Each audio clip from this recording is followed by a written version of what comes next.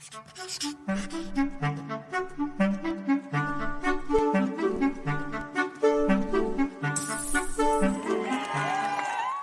you ever wondered what a company's assets are? Recall that an asset is a resource that a firm holds, which will produce future economic benefits to the firm. An easy example is cash. Let's take a look at Moderna, the pharmaceutical company which created one of the mRNA vaccines for COVID-19. If we look at Moderna, we can see that they own many things. Some things physically exist and are useful for a long time, like the factory and equipment used to produce their vaccines.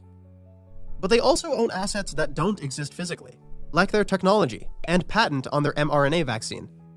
Both are assets in their own right and are valuable in their own way. How do we keep track of the value of these assets? How do we account for any changes in the asset's value over time? Assets come in two types, tangible and intangible. Essentially, you can physically touch or hold tangible assets, while intangibles do not have physical substance. Tangible assets include land, buildings, and equipment, while intangibles include patents, copyrights, and trademarks. In this session, we will focus on PP&E, or property, plant, and equipment, which refers to long-term tangible assets that bring future economic benefit to the company and are not sold to customers. Now that you know what PP&E refers to, let's look at it from a financial accounting perspective. It all starts when a company first acquires the asset, let's say a machine. The machine is bought with the company's cash and then used for a few years until its useful years are over, at which point the machine is disposed of. Now that you know what PP&E is, how do we account for it? There are three phases that an asset goes through. First, an asset will be acquired. Next, it will be used over its useful life. Finally, the asset is disposed of at the end of its useful life. Let's take a closer look at every point of this timeline. What are the costs associated with the asset when a company initially acquires it? Take, for example, a company purchases a piece of land. Upon purchasing, they not only have to spend money on the plot of land, but they also must pay for the real estate fees, taxes, and any required construction that makes the land usable before they can start using it. All the expenses that are required to make an asset usable will have to be included in the actual cost of acquiring that asset. In the journal entry, we will record this under the plant asset account, debit plant asset, and credit cash. On the other hand, when buying equipment, our company needs to pay for the equipment but also additional fees like setup costs to make it usable. We need to record the total amount spent to acquire the asset and add any amounts needed to make it ready for use.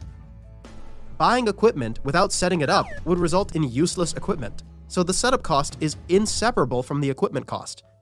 We will debit the plant asset account and credit cash. Next, over the course of the useful life of a plant asset, a company may incur expenditures in using the assets. During an asset's useful life, the company may need to incur a revenue expenditure or a capital expenditure. The first one, revenue expenditures, are expenses that ensure the plant asset maintains productive capacity. This includes expenses relating to maintenance and repairs, rent, utilities, and office supplies. These expenses are recorded directly to their own specific expense accounts. Maintenance and repairs are debited, and cash is credited. Over the course of this useful life, there will be revenue expenditures or capital expenditures associated with the asset. Revenue expenditures are expenses that help the asset maintain productive capacity. Think repair costs and utility costs to keep the asset running and performing optimally. These expenses are recorded in their own accounts. For example, a debit to maintenance and repairs and a credit to cash. The second type of expenditure that may be incurred during an asset's useful life is a capital expenditure, which are expenses utilized to expand the productive capacity. These expenses are made on improvements that extend the useful life, therefore are directly recorded to the plant asset account, debiting plant asset and crediting cash. Capital expenditures improve the asset's useful life, making the asset last longer. Because we substantially improve the asset, we debit the plant assets account and credit cash. Assets get worn out over their useful life. Imagine we have a machine that cuts pieces of metal into shape. When brand new, it can cut 10 sheets of metal at once. However, after some use, the blade gets worn down and it can only cut 6 sheets of metal at once. The machine is now less useful to the company and not able to bring the same benefit it once did. So how does this impact the company's accounting for the asset? Well, we use an accounting method called depreciation to represent this reduction. It is a cost allocation process where the acquisition cost is matched systematically and periodically to the period's benefits by their use. This cost is debited as depreciation expense.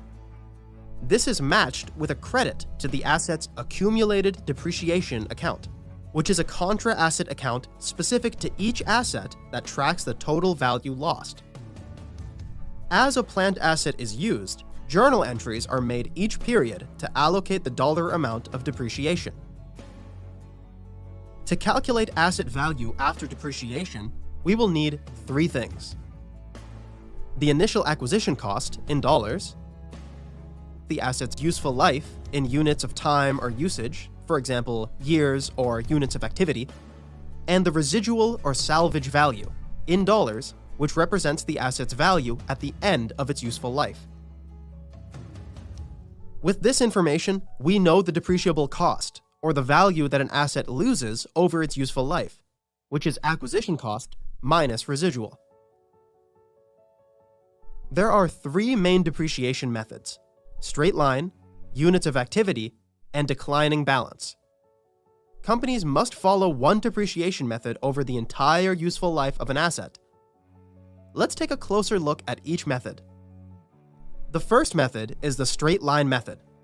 This method of depreciation is the simplest. It gives the same depreciation expense in dollars for every year. The second method is units of activity, where the asset is depreciated based on usage, like kilometers driven or hours used. The last method is double declining balance, which assumes assets lose value more quickly in the beginning of its useful life.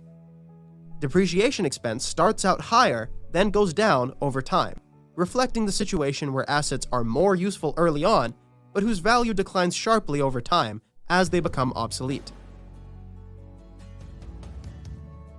At the end of an asset's useful life, a company can sell, dispose of, or exchange an asset. Journal entries will reflect both the removal of the asset and its associated accumulated depreciation.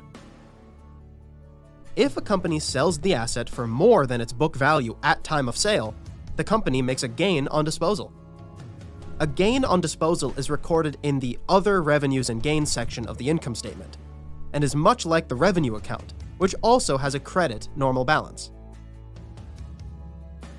On the other hand, if a company sells the asset for less than its book value at time of sale, the company makes a loss on disposal. This is recorded in the Other Expenses and Losses section of the income statement, and is much like the expense account, which also has a debit normal balance. A company can also retire an asset by not using it. If the asset's accumulated depreciation equals its acquisition cost at the moment of disposal, the asset is considered fully depreciated and has 0 book value. However, if we retire an asset before it is fully depreciated and we receive no cash for it at all, we incur a loss on disposal. This could happen during a flood, for example, where a company has no choice but to dispose of assets before the end of their original useful life. The loss is the difference between the acquisition cost and the accumulated depreciation at the point of disposal. Having covered tangible assets, let's think back to companies like Moderna. They not only own tangible assets. We mentioned in the beginning that their intangible assets are also valuable in their own right, which means that they need to be accounted for in our financial statements as well. Although both are assets, there are some differences when it comes to acquisition, depreciation, and disposal. Now you know how to record the various journal entries for plant assets.